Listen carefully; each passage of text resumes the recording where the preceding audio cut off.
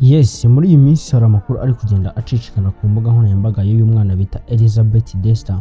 Ubwo rero nari maze iminsi ntekereza ko ngiye kubashakira amakuru yuzuye 100% y'uyu mwana wamamaye ku mbuga nkoranyambaga nk'umwana nyine bavuga ko ngari umwana mwiza useka neza.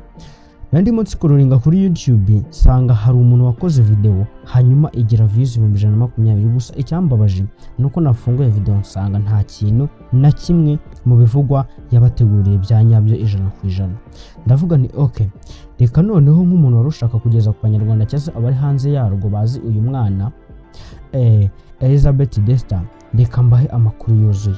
Ari nayo mpamvu ngusaba kuntega amatwi ubundi bwo nkaguhereza story yuzuye y'uyu mwana, ubuzima bwe, aho yakuriye mu cyaro cya Ethiopia, n'uburyo nyine yagiye yahuye n'umuzungu, hanyuma umuzungu amufata ka video atahana amafoto arayipostinga, umwana itaba icyamamare.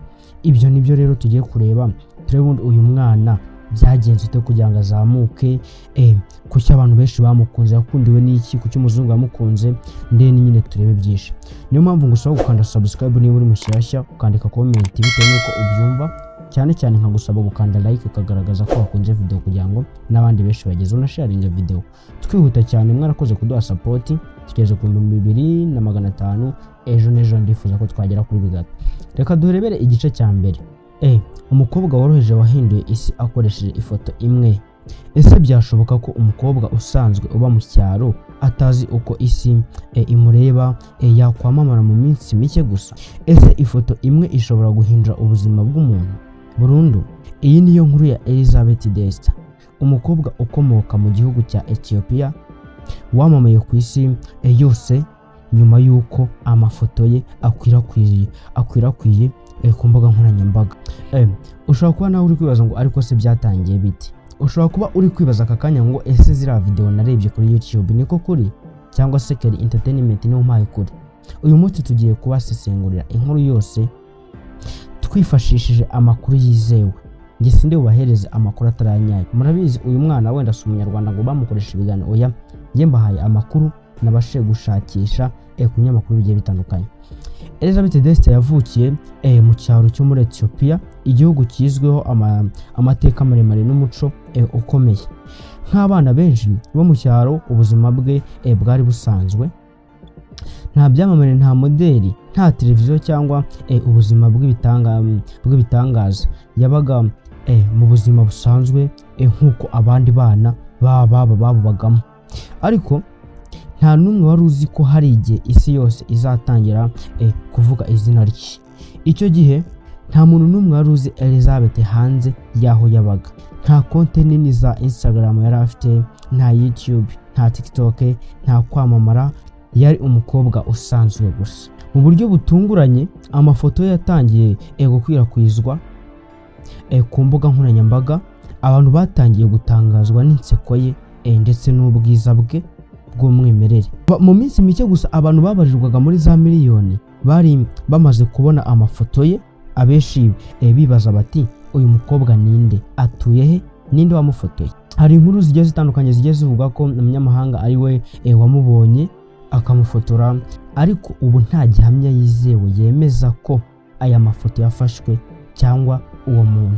Niyo mpamvu muri iyi documentary tugiye kwibanda ku makuru yemejwe, tukirinda kuvuga ibihuha bitaragaragazwa n'ibimenyetso. Niyo mpamvu muri documentary tugiye kwibanda ku makuru yemejwe, tukirinda kuvuga ibihuha cyangwa se ibintu bitaragaragazwa n'ibimenyetso. Niyo mpamvu ndano kugira ngo mbaha amakuru yuzuye 100%. Mu gihe gikurikira reka turebe igice cya kabiri. Mu gice cya mbere twabonye ko Elizabeth Desta yabaga mu buzima busanzwe mu cyaro cya Ethiopia. Ariko ikibazo gikomeye gisigaye ni iki: ni gute umukobwa utaruzwe n'umuntu n'umwe yaje kumenyekana n'isi yose? Reka twinjire muri iyi nkuru. Byose byatangiriye igihe amafoto ya Elizabeth yatangiye gusangizwa ku mbuga nkoranyambaga.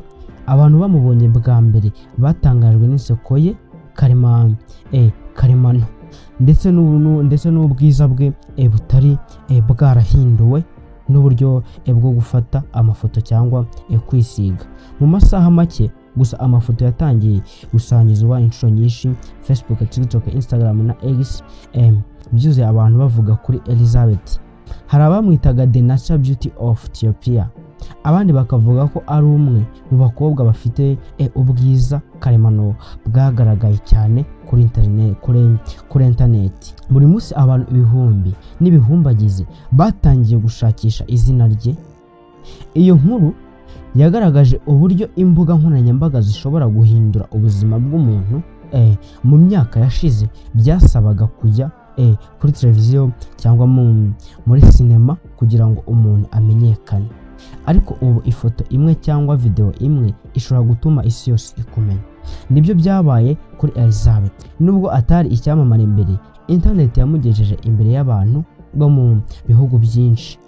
Nyuma yo kwamamara kwe hatangiye gukwirakwira inkuru nyinshi, harimo abavuga ko yabonye amafaranga menshi, abandi bakavuga ko yaguze imodoka n'inzu. Hari n'abavuga ko abanyamakuru n'abafotora cyangwa abafotogarafe baturutse mu bihugu byinshi bagiye kumureba, ariko kugeza ubu nta gihamya yizewe yemeza ibyo bintu byose. Icyo twemeza ni uko amafoto ye yakwirakwiye cyane, maze abantu benshi batangira kumumenya. Twihuse cyane reka turebe igice cya gatatu.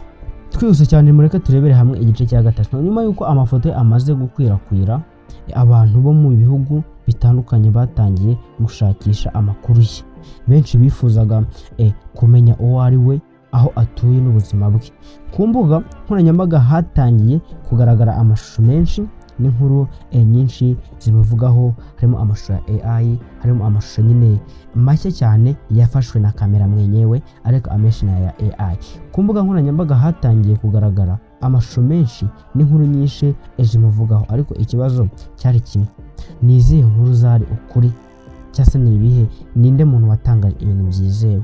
Mu bushakashatsi twakoze twasanze inkuru nyinshi zasakaye zitari zifite igihamya yizewe. Hari abavuga ko yabonye amafaranga menshi, abandi bavuga ko yaguze inzu n'imodoka. Hari n'abavuga ko yamaze kuba umunyamideli mpuzamahanga, ariko nta bimenyetso byizewe byemeza ko aya makuru ari aya nyayo.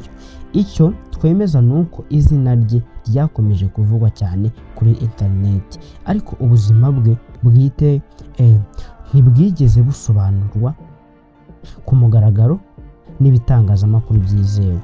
Mureke dusoze iherezo rya document.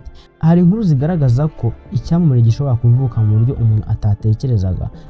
Inkuru ya Elizabeth Desta ni imwe muri zo. Mu gihe gito amafoto yakwirakwiye ku mbuga nkoranyambaga, abantu bo hirya no hino ku isi batangira kuvuga izina rye, ariko nyuma y'ubwo bwamamare hagaragaye n'ibindi byinshi. Niyo mpamvu muri iyi documentary twahisemo kubagezaho amakuru yizewe, aho gukurikira inkuru zidakorerwa igenzura. Waba Elizabeth Desta ese azakoresha ayo mahirwe yubake ejo hazaza he, cyangwa abantu bazamwibagirwa nk'uko byagiye bigendekera abandi bamamaye ku mbuga nkoranyambaga? Ibi ni ibibazo igihe gizasubiza, ariko hari isomo rikomeye twese twakura muri iyi nkuru. Amahirwe ashobora kuza mu buryo utatekerezaga, ariko icy'ingenzi si ukwamamara gusa, ahubwo ni uko ukoresha ayo mahirwe neza kugira ngo ahindure ubuzima bwawe.